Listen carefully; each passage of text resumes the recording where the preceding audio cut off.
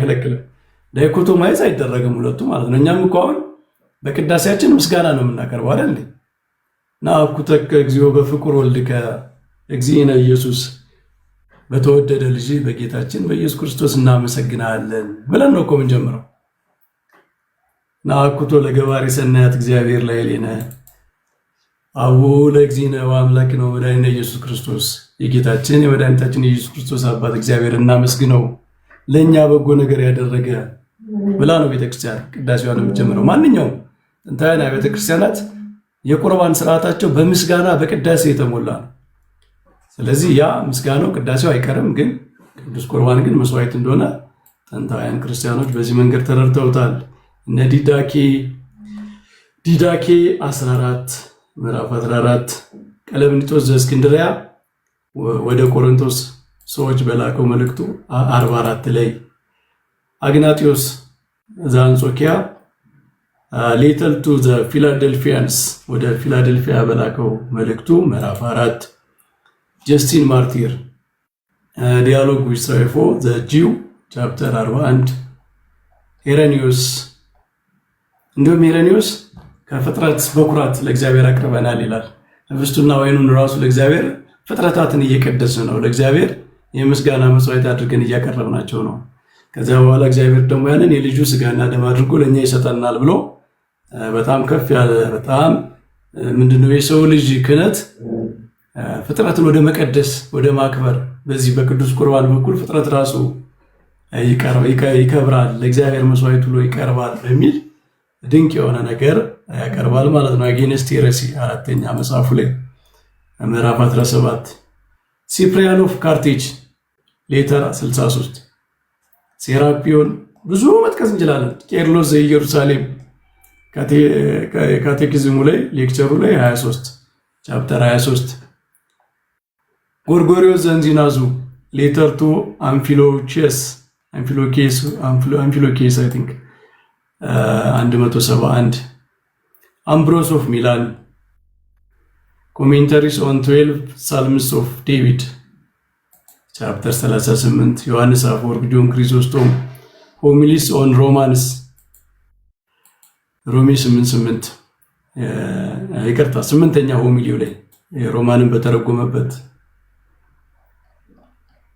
ኦግስቲን በጣም ብዙ ጥንታውያን አባቶች በአጠቃላይ ቅዱስ ቁርባንን መስዋዕት ብለው ተርጉመውታል። ቅዱስ ጳውሎስ ምንድነው ያለ? ስለ ሳምሶንና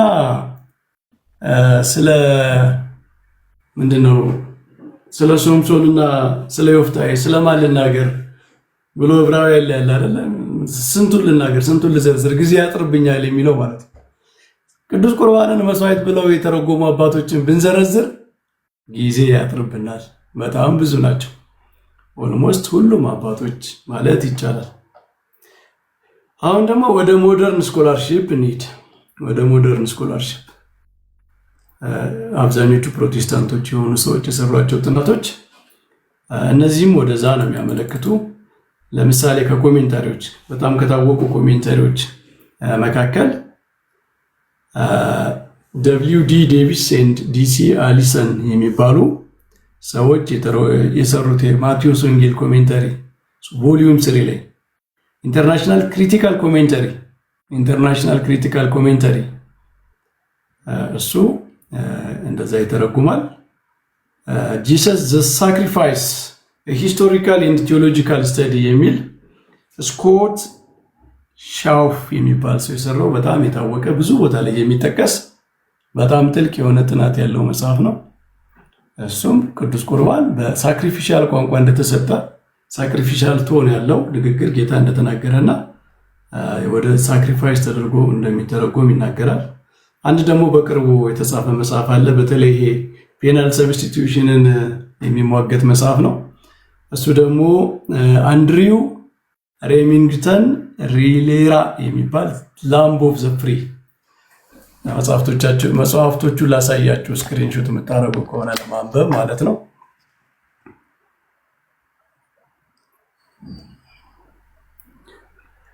the lamb of the free ይሄ ነው። lamb of the free ስለ መስዋዕት በተለይ የብሉይ ኪዳን የመስዋዕት ስርዓትን በጣም በዝርዝር ነው። በጣም ትልቅ ከእንትኑ ገጹ ከበዛ ያለ መጽሐፍ ነው። በዝርዝር ነው የሄደባቸው ማለት ነው። ቅድም ያልካችሁ ጀስስ ዘ ሳክሪፋይስ የሚለው ይሄ መጽሐፍ ነው። ይሄ መጽሐፍ ነው። ጸሐፊዎቹ ኮሜንታሪው ያልኳችሁ ይሄ ነው። ኢንተርናሽናል ክሪቲካል ኮሜንታሪ እነዚህ ናቸው። እንግዲህ ሌሎች ብዙ አብዛኞቹ ኮሜንታሪዎች እኔ እንደው ያየሁትን አሳየኋችሁ እንጂ አብዛኞቹ ኮሜንታሪዎች በጣም ለእንትናቸው የሚጨነቁ አለ አይደል፣ ለስታተሳቸው የሚጨነቁ ሰዎች ከዚህ የተለየ ትርጉም የላቸውም። ያው ዲኖሚኔሽናል የሆነ እንትን ከሌላቸው በቀር ማለት ነው። በአብዛኞቹ ስቴዲዎች እንደዛ ነው። አሁን ከዚህ ሁሉ ማስረጃ በኋላ እንዳያን ክርስቲያኖች የመጽሐፍ ቅዱስ ራሱ ምስክርነት፣ አሁን የሞደርን ስኮላርሺፕ ላይ ያሉ ሰዎች የሰሩት ስራ፣ ይሄንን ሁሉ ካየን በኋላ አንድ ሰው አይ ቅዱስ ቁርባን ሳክሪፋይስ አይደለም መስዋዕት አይደለም ቢል አንደኛ አጌንስት ዘ ቸርች ኤንድ አጌንስት ስኮላርሺፕ። በተለይ የጥንታዊቷ ቤተክርስቲያን የተስማማችበትን ነገር እንግዲህ ቅድም የጠቀስናቸው ከነ ዲዳኬ ጀምሮ በነ ጀስቲን ማርቴር አድርገን በነ አግናጢዮስ አድርገን የሄድነውን ርቀት አይታቸዋል። እነዚህን ሁሉ ምስክሮች እነዚህን ሁሉ አባቶች ትቶ አይን አልቀበልም ካለ አንደኛ አባቶችን አይቀበልም ማለት ነው። በአጠቃላይ በቃ ይሄ ሰውዬ ሶላ ስክሪፕቸራ ሳይሆን ሶሎ ነው። እንግዲህ የእነሱን የሚለዩትን እንቀበል ከተባለ ሶሎ ነው እና ሶሎ ስክሪፕቸራ እና ሶላ ስክሪፕቸራ የሚባል አለ ብለውና ሶሎ ነው ማለት ነው። በቃ ይሄ ቅዱስ ቁርባን ሳክሪፋይስ አይደለም ብሎ የሚቀበል ሰው ሶሎ ነው፣ ሁሉም አባቶች ጋር ስለሚቃረን ማለት ነው። እና እንዲህ ያለውን ሰው ጥንታውያን አባቶችን ሁሉ የማይቀበል ሰው ነው ማለት ነው። በደፈናው በቃ በአጠቃላይ ጥንታውያን አባቶችን የማይቀበል ሰው ነው የሚሆነው። እና ጥንታውያን አባቶችን የጥንት ቤተክርስቲያንን አስተምሮ ጥንታዊቷ ቤተክርስቲያን የተስማማችበትን ነገር የማይቀበል ሰው ምንድን ነው የምንለው? ስንት ነገር ክዷል መሰላችሁ ይህ ሰው። ጥንታዊቷ ቤተክርስቲያን በአንድ ድምፅ ሁሉም አባቶች የተስማሙበትን የተቀበሉትንበት ነገር የማይቀበል ሰው መንፈስ ቅዱስን የሚሳደብ ሰው ነው። ይሄ ልብ ብላችሁ ስሙ። መንፈስ ቅዱስ ጥንታዊቷን ቤተክርስቲያን በትክክል አልመራትም የሚል ሰው ነው ማለት ነው። አያችሁ አይደል? ከግል ምልከታ ምናምን አልፎ መንፈስ ቅዱስን የሚሳደብ ሰው ነው። እንደዚህ ጥንታውያን አባቶች ከጥንት ዘመን ጀምሮ ገና ከመጀመሪያው ጀምሮ የተስማሙበትን ነገር እኔ አልቀበልም የሚል ሰው መንፈስ ቅዱስን የሚሳደብ ሰው ነው። መንፈስ ቅዱስ ገና ከመጀመሪያው ጀምሮ ፌል አድርጓል ማለት ነው። እንግዲህ ቤተክርስቲያንን በመምራት ፌል አድርጓል እና አንዳንድ ሰዎች ለምሳሌ ስለ ክርስቶስ ምልጃ ሲናገሩ አይ እኔ እኮ በቃ ክርስቶስ ይማልድልኛል፣ ክርስቶስ ስለሚማልድልኝ አልወድቅም፣ እሱ ይጠብቀኛል፣ ከስህተት ይጠብቀኛል፣ ስወድቅ ያነሳኛል ይላሉ።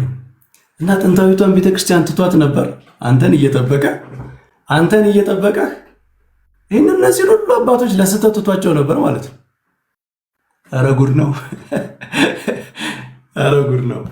መንፈስ ቅዱስም ፌል አድርጓል፣ ክርስቶስም ቤተክርስቲያኑን በመጠበቅ ፌል አድርጓል። ሁሉም አባቶች ስተዋል ማለት ነው። እሱን ግን እሱ አይሰጥም። እሱን ይጠብቀዋል፣ እሱን ይመራዋል። አባቶችን ግን ትቷቸው ነበር ማለት ነው። እንደዚህ ነው እንግዲህ። ይሄ ነው በጣም በጣም የሚያሳዝነው መጨረሻ እንደዚህ ነው የሚሆነው ማለት ነው። እና ክርስቶስ ጥንታዊቷን ቤተክርስቲያን ትቷት ነበር። ተሰብስባ ስትሳሳት በአንድ ላይ ስቶ ነበር የሚል ትምህርት ከተቀበላችሁ መንፈስ ቅዱስን እየተሳደባችሁ ነው። መንፈስ ቅዱስ ቤተክርስቲያንን ትቷት ነበር። እንደነ ጀስቲን ማርቴር ያሉ ሰዎች እንኳን ተሳስተው ነበር። ሰማዕታቱ እንግዲህ አስባችሁታል። ራሳቸውን ለሰማዕትነት የሰጡ እነ ቅዱስ አግናጢዮስ ምጥው ዘአንበሳ፣ አግናጢዮስ ኦፍ አንቲዮክ፣ የአንጾኪያው አግናጢዮስ በአንበሶች የተበላው ማለት ነው። ለክርስቶስ መስዋዕት የሆነው ሰማዕት መንፈስ ቅዱስ ትቶት ነበረ። ይሄን አይገልጥለትም፣ ይሄን አይረዳም ነበር። የዛሬውን ተከራካሪያችን ግን ይገልጽለታል።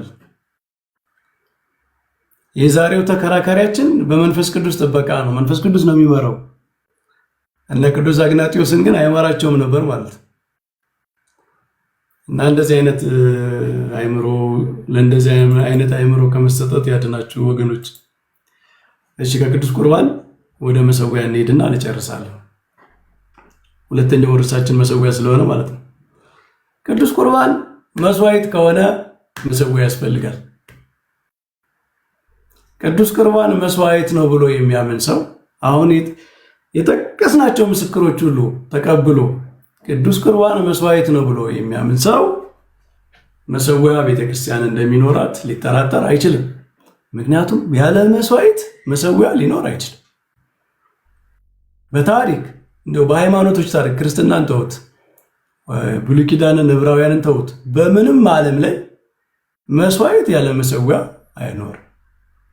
ስለዚህ ቅዱስ ቁርባን መስዋዕት ነው የሚል አካል ብሎ ያመነ ሰው ቤተክርስቲያን መሰዊያ አላት ብሎ ማመን አለበት።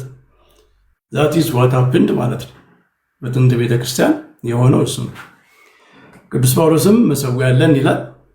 የምታውቁት ጥቅስ ነው። ዕብራውያን 13 ላይ፣ አንደኛ ቆሮንቶስ ምዕራፍ 10 ቁጥር 21 ላይ የጌታ ማዕድ የጌታ ጠረጴዛ ብሎ የጌታን ማዕድ የከበረ ጌታ ማዕዱን የሚሰጥበት የተለየ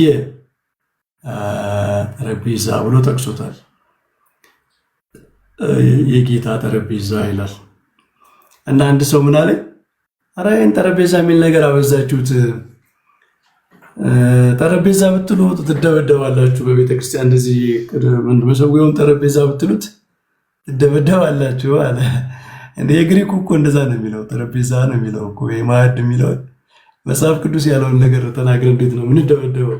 ደግሞ አባ ጊዮርጊስ እኮ ብሏል። አባ ጊዮርጊስ ሰዓታት ላይ እየንተ ሱራፌል ብነ ለአይካን ሚስጥር ካህናት እለ ያቀርቡ መስዋዕተ ንጹሐ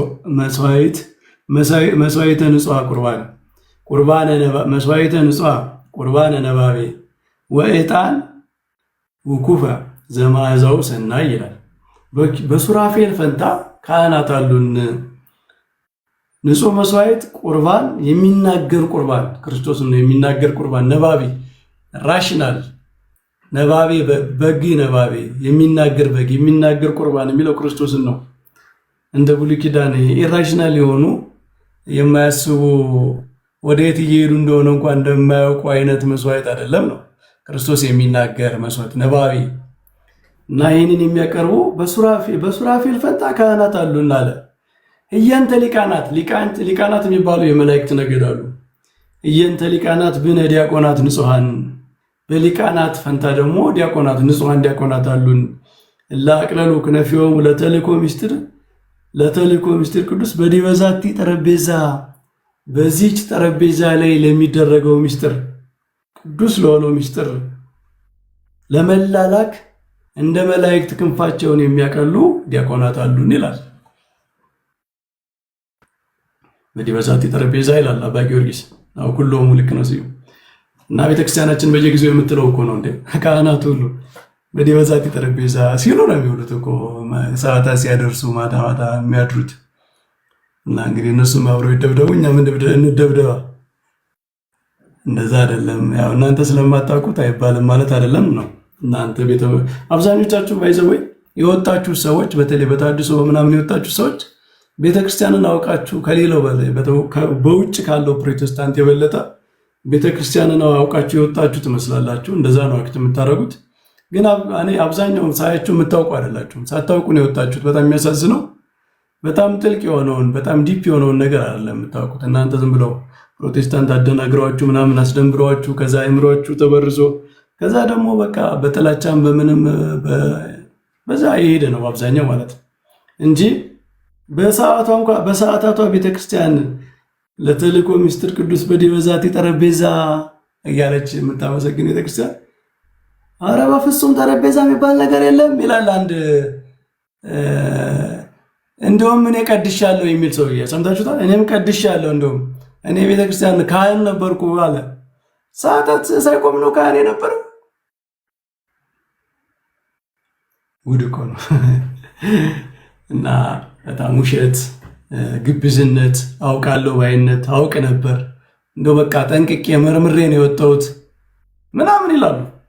እንደዛ ግን አይደሉም። ከእውነት በሚናገሩት ነገር እንደዛ አይደሉም። ባይዋሹ ጥሩ ነው። ለእግዚአብሔር አይዋሽም፣ ለሃይማኖት አይዋሽም።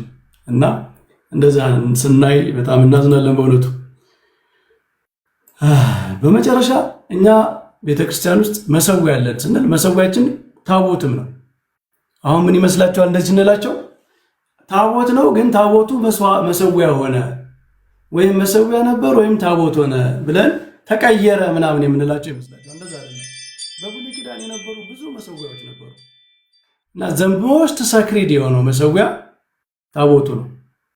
የመጨረሻው በዓመት አንድ ጊዜ ብቻ የስርየት ደም የሚቀርብበት እግዚአብሔር ከሕዝቡ ጋር የሚገናኝበት ይቅርታን የሚሰጥበት የመጨረሻው መሰዊያ ታቦቱ ነው። ከዚያ ውጭ ግን ሌሎች መሰዊያዎች ነበሩ በውስጥ ያሉ ማለት ነው እና እነሱ በውጭ አሉ። ከዚህ ከታቦቱ ውጭ አሉ። የዕጣን መሰዊያ፣ የነሐስ መሰዊያ፣ እነዚህ በጉ በየቀኑ ጠዋት ማታ ሁልጊዜ መስዋዕት ይደረግ ነበር በእስራኤል። የጠዋት መስዋዕት አለ፣ የማታ መስዋዕት አለ። መስዋዕት አይቋረጥም በእስራኤል። እነዚህ ሁሉ መስዋዕቶች ግን በታቦቱ ላይ አልነበረም የሚቀርቡት ማለት ነው። በታቦቱ የሚቀርበው በዓመት አንድ ጊዜ የሚቀርበው መስዋዕት ብቻ ነው። ስለዚህ እነዚህ ሁሉ የሚቀርቡበት ደግሞ አፋዊ የሆኑ መሰዊያዎች ነበሩ። የኛ መሰዊያ ሁሉንም የያዘ ነው፣ ሁሉም የሚጠቀለልበት ነው። ምክንያቱም በውጭ የሚቀርቡትም በውስጥ የሚቀርበው መስዋዕት የክርስቶስ ምሳሌ ስለሆነ ከክርስቶስ የሚለይ የለም። በአጠቃላይ ዘኢንታየር ታበርናክል የብሉይ ኪዳኗን ድንኳን ብታዩት ሁሉም ስለ ክርስቶስ ነው የምትናገረው። በውጭ ያሉት መሰዊያ፣ በውስጥ ያለው ታቦት ሁሉም ስለ ክርስቶስ ነው።